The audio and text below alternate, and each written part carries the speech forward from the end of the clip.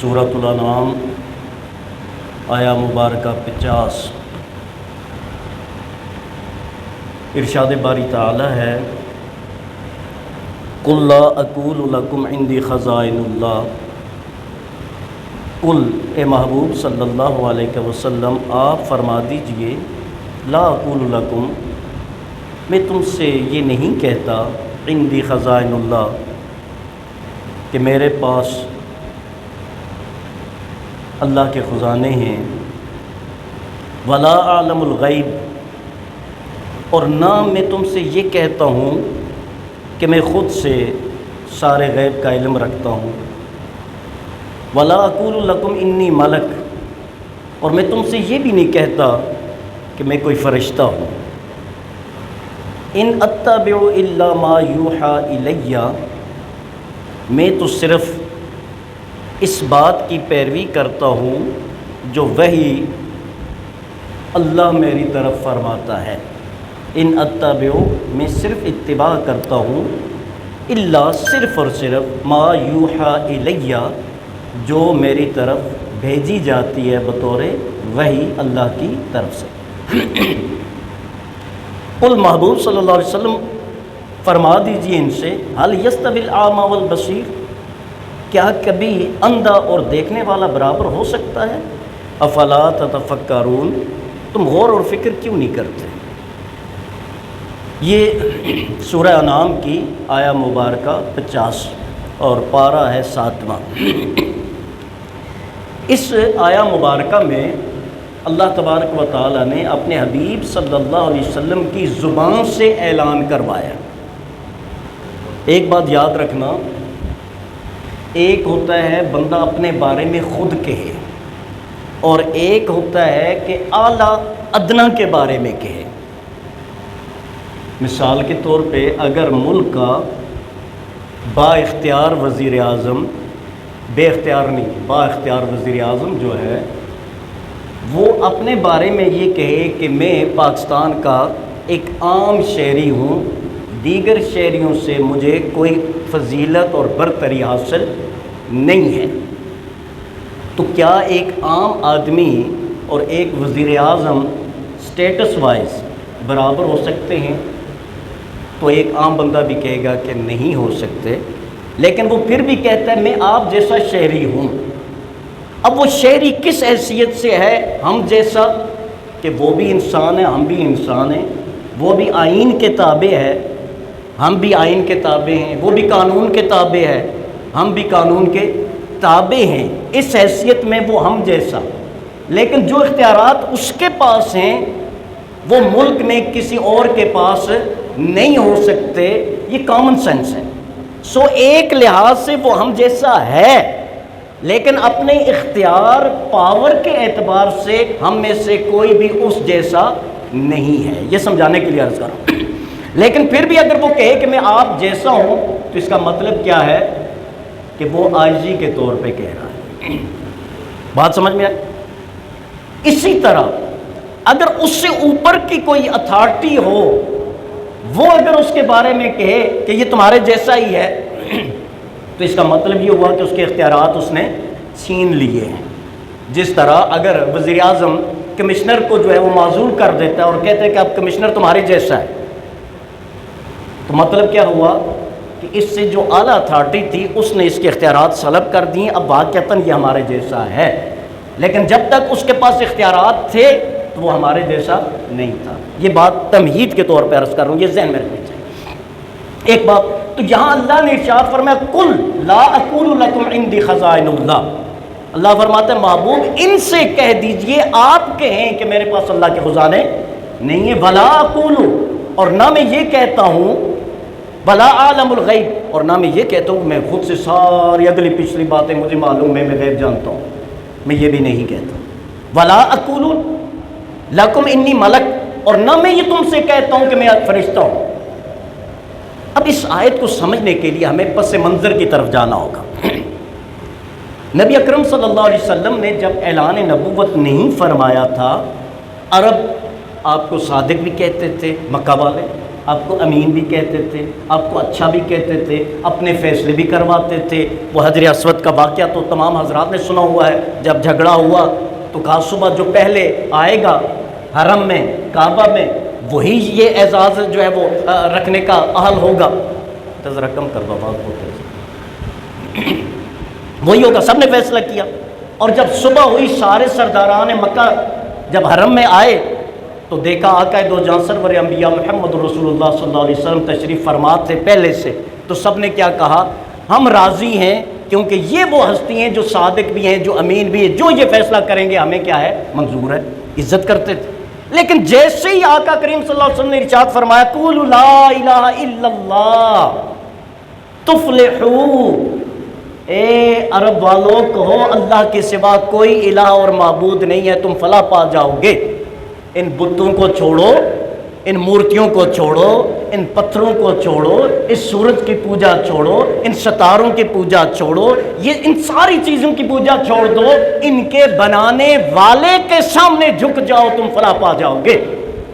جب یہ بات کہی آقا نے، جب یہ اعلان فرمایا تو صادق اور امین کہنے والے دشمن ہو گئے۔ اب کیا ہوا؟ کسی نے کہا یہ جادوگر ہے، کسی نے کہا شاعر ہے، کسی نے کہا مجنون ہے، کسی نے کہا کہ یہ کسی سے پڑھ کے ہمیں بتا رہے ہیں، پرانی کہانیاں ہمیں بتائی جا رہی ہیں۔ بات سمجھ میں آئی؟ یعنی جب تک آپ کسی کی غلط بات کو چیلنج نہیں کریں گے تب تک آپ بہت اچھے ہیں، تب تک آپ بہت اچھے ہیں۔ اور اگر آپ نے کہہ دیا کہ آپ غلط کر رہے ہیں، یہ نہیں کرنا، ایسے کرنا ہے، تو پھر آپ کی مخالفت شروع ہو جاتی ہے۔ یہ سنت نبوی ہے صلی اللہ علیہ وسلم۔ یعنی آقا سے وہی محبت کرنے والے۔ ابو جہل بہت محبت کرتا تھا، اس کی محبت میں کوئی شک ہی نہیں ہے۔ جب اس کی لونڈی سعودیہ نے اطلاع دی کہ آپ کا بھتیجا ہوا ہے، اس نے کہا جا تو آزاد ہے، اتنی خوشی ہوئی۔ بحیثیت بھتیجا وہ بڑی محبت کرتے تھے۔ اب ناراضگی اور نفرت کیوں کرتے تھے؟ کہ بتوں سے کہا ان بتوں کو چھوڑ دو، اللہ وحدہ لا شریک کی عبادت کرو، یہ حرام کام چھوڑ دو، یہ بچیوں کو زندہ درگور کرنا چھوڑ دو، یہ چوریاں کرنا چھوڑ دو، یہ زنا کرنا چھوڑ دو، یہ ڈاکے ڈالنا چھوڑ دو، دوسروں کا حق غصب کرنا چھوڑ دو، غریبوں کا خون نچوڑنا اور چوسنا چھوڑ دو، یہ کرپشن چھوڑ دو، یہ ذخیرہ اندوزی چھوڑ دو، اپنے اخلاق اچھے کرو، یہ سود چھوڑ دو۔ اب بات محمد صلی اللہ علیہ وسلم کی نہیں تھی، ناراضگی کی وجہ محمد الرسول اللہ تھے۔ بحیثیت محمد صلی اللہ علیہ وسلم سارے آپ کو پسند کرتے تھے، بحیثیت رسول اللہ آپ کے سارے کیا ہو گئے؟ دشمن ہو گئے۔ اور وجہ کیا تھی؟ ان کے مفاد پر چوٹ اور ضرب لگ گئی۔ اگر ان کے سود پہ کوئی بات نہ ہوتی، ان کی برائیوں کو جو ایڈریس نہ کیا جاتا، ان کی جو بے حیائیوں کو ایڈریس نہ کیا جاتا، ان کے ظلم کو ایڈریس نہ کیا جاتا، سب کچھ قبول تھا۔ لیکن جب ان کے مفادات کے ساتھ ٹکراؤ والی پوزیشن ہوئی تو پھر انہوں نے کیا کیا؟ اب جواب تو ان کے پاس تھا نہیں، پھر انہوں نے کیا کیا؟ پرسنل وار شروع کر دیے کہ جی یہ دیکھیں نبی اور ان کے پاس ہے کیا؟ یہ تو شاعر ہیں، نعوذ باللہ مجنون ہیں، نعوذ باللہ پتہ نہیں کیا کیا کہنا شروع کر دیا۔ قرآن خود بتا رہا ہے ساری بات۔ اچھا پھر جب آقا نے فرمایا میں اللہ کا نبی ہوں، ایمان لے آؤ، اللہ وحدہ لا شریک ہے اور محمد صلی اللہ علیہ وسلم اللہ کے بندے اور اللہ کے رسول ہیں۔ اب ان کے سامنے جو اہل عرب تھے، ان کے سامنے انسان کون تھے؟ پہلے یہ بات سمجھنا ضروری ہے۔ انہوں نے جس سوسائٹی میں، جس معاشرے میں آنکھ کھولی تھی، پروان چڑھے تھے، اور جن انسانوں کو انہوں نے دیکھا اور جس معاشرے میں وہ رہ رہے تھے، وہ معاشرہ کیا تھا؟ زندہ درگور کی جانے بچی کی گریہ زاری اور فغاں سے ان کی آنکھوں میں ایک آنسو بھی نہیں آتا تھا۔ بچیوں کو، اپنی بچیوں کو زندہ درگور کرتے تھے، اور احادیث کی کتب میں جو ہے کئی واقعات ایسے موجود ہیں۔ وہ ایسے تھے کہ راہ چلتے بندے کو لوٹنے سے ان کے ہاتھ کپ کپاتے کانپتے نہیں تھے۔ وہ ایسے تھے کہ دوسرے کا حق غصب کرتے تھے اپنا حق سمجھ کے۔ وہاں معاشرہ ایسا تھا کہ بے حیا عورتوں کے گھروں پہ جھنڈے لگائے ہوئے تھے کہ جس نے خواہش پوری کرنی ہے یہاں آ سکتا ہے۔ نہیں کہ اس طرح کے معاشرے میں انہوں نے کیا. اب وہ ایک تو معاشرہ ایسا، اب اس معاشرے میں عزت کس کی تھی؟ عزت اس کی تھی جس کے پاس پیسہ ہے، جس کے پاس طاقت ہے، جس کے پاس دولت ہے. اچھا، اور تیسرا سسٹم کیا تھا کہ عزت اس کی تھی جو بتا دے ان کو، یہ سورہ جن میں بھی یہ اپنا اس طرف اللہ تبارک تعالیٰ نے اشارہ فرمایا کہ یہ وہاں کچھ ایسے کہن لوگ تھے کہ جنہوں نے جنات کے ساتھ وہ چلے کر کے جو ہے، یاد رکھنا یہ جنات کو تابع کرنے کے جو چلے ہوتے ہیں بڑے گھٹیا چلے ہوتے ہیں. یعنی کہ ایک بات یہ جادوگر جو ہوتے ہیں نا، جادوگر جب تک بندہ ایمان سے خارج نہ ہو جائے نا اس وقت تک جادوگر نہیں بن سکتا. یہ جو تعویذ کرتے ہیں نا، یہ چیزیں ذہن میں رکھیں کہ جب تک بندہ ایمان سے خارج نہ ہو اس وقت تک وہ جادوگر نہیں بن سکتا. یہ جو آپ کو بتاتے ہیں نا کہ میں یہ کر دوں گا، محبت میں ناکامی والوں کو میں وہاں پار لگا دوں گا، کاروبار نہیں چلتا تو میں یہ کر رہا ہوں، اور وہ خود بدبخت ایک جھوپڑی میں بیٹھا ہوا ہے. ہم اتنے نان سینس لوگ ہیں کہ ہمیں اتنی سمجھ نہیں آتی کہ جو ہمارا اتنا کچھ کر سکتا ہے اس کا تو عالی شان جو مال ہونا چاہیے. خود تو جھوپڑی میں بیٹھا ہوا ہے اور ہمیں اولادیں بھی دے رہا ہے، ہمارے بزنس بھی اسٹیبل کر رہا ہے، ہماری محبتیں بھی جو ہے وہ پار لگا رہا ہے. کیا نان سینس بات ہے. کبھی غور کیا، کبھی غور فرمایا آپ نے؟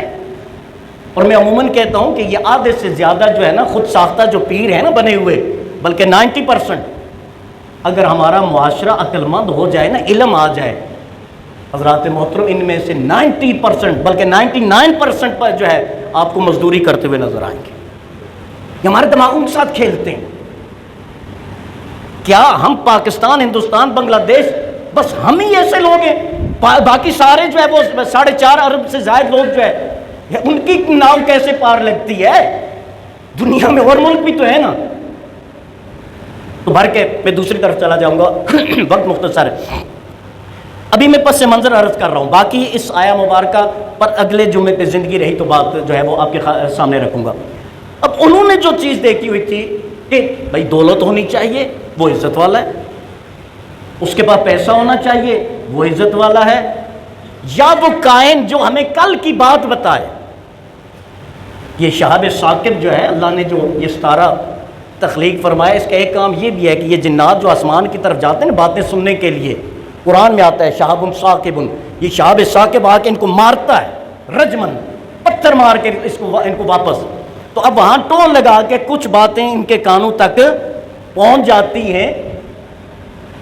اب وہ جو تھوڑی سی باتیں ان جنات کے کانوں تک پہنچے وہ آ کے اپنے کاہن کو بتاتے ہیں، اور کاہن اس کو اپنے حساب سے بڑی کر کے پھر اپنے اس بندے کو بتا دیتے ہیں، اور آگے وہ بات چل پڑتی ہے. یعنی جو غیب کا علم رکھے وہ عزت والا، غیب سے مراد وہ جھوٹا کاہنوں والا. جس کے پاس دولت ہو وہ ہو سکتا ہے. اب انہوں نے دیکھا نبی اکرم صلی اللہ علیہ وسلم نہ تو دولت کے اعتبار سے نہ دیگر جو ہے ظاہری مادی اعتبار سے ان کو سود نہیں کر رہا تھا. اب انہوں نے کیا کیا؟ انہوں نے کہا ٹھیک ہے جی ہم ایمان لاتے ہیں، ہمارے دو کام کر لیں. بھئی ایمان لانے کا جس طرح ہم کوئی سیاستدان آتا ہے ہمارے پاس ووٹ مانگنے کے لیے تو ہم کیا کہتے ہیں جی میرا پورا خاندان آپ کو ووٹ دے گا، لیکن ہماری یہ شرائط ہے. پہلی شرط میرے بیٹے کو نوکری لگائیں گے آپ، ووٹ آپ کے ہو جائیں گے. دوسرا میری گلی آپ پکی کروائیں گے، آپ کو ووٹ دے دیں گے. تیسرا بہت ہی کوئی مہان قسم کا ہمارا اگر کوئی وڈیرا ہوا بڑا ہوا وہ کہے گا ہمارا سکول جو ہے وہ پرائمری ہے مڈل کر دیں، مڈل اگر ہے تو وہ مطالبہ رکھے گا کہ اس کو ہائی کر دیں، سیکنڈری کر دیں. تیسرا ڈسپنسری ہے تو اس کو BHU بنا دیں، یا اس سے آگے جو ہے وہ ہمیں ہاسپٹل دے دیں. دیٹ سے باقی تو ہم جو کام ان کا نہیں ہم ان سے کروانے کی امید رکھتے ہیں، اسی لیے ہم خراب ہوتے جا رہے ہیں. حالانکہ ان سارے کاموں کے لیے محکمے موجود ہیں.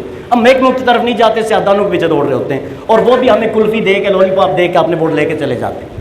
بلکہ عربوں نے آقا کریم صلی اللہ علیہ وسلم کے بارے میں مکہ والوں نے آپ کے سامنے شرائط رکھی. پہلی شرط یہ رکھی کہ یہ دیکھیں نا مکہ چٹیل پہاڑ ہیں، ریگستان ہیں، پانی یہاں ہے نہیں ہے، کھیت کھلیان ہے نہیں، گندم ہوتی نہیں، چاول ہوتے نہیں، سبزیاں ہوتی نہیں. آپ کہتے ہیں کہ میں اللہ کا نبی ہوں، تو لہٰذا پہلے تو آپ یہ کریں نا کہ یہ ہمارے کھیت لہلانے لگیں، یہاں سبزیاں ہوں، ہمارے پاس پیسہ آئے، یہاں نہریں جاری ہوں، یہاں دریا بہنا شروع ہو جائیں، یہاں چشمے ابل پڑیں.